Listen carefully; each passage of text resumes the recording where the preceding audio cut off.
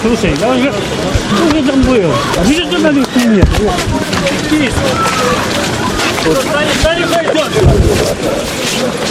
Журналистов не берите!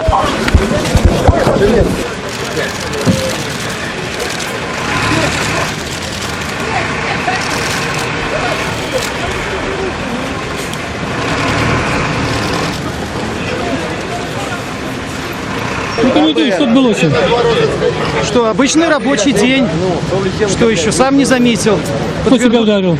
Ой, кто-то из них. Подчас чего? Сказать. Подчас чего? Подчас моей работы.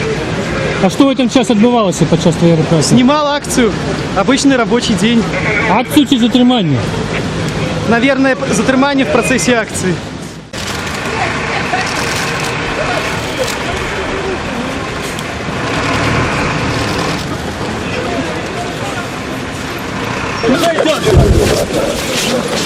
Журналистов не берите!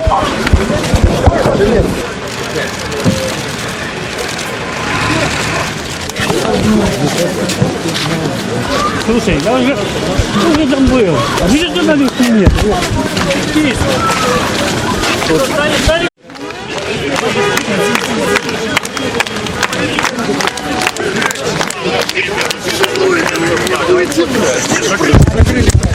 Что было?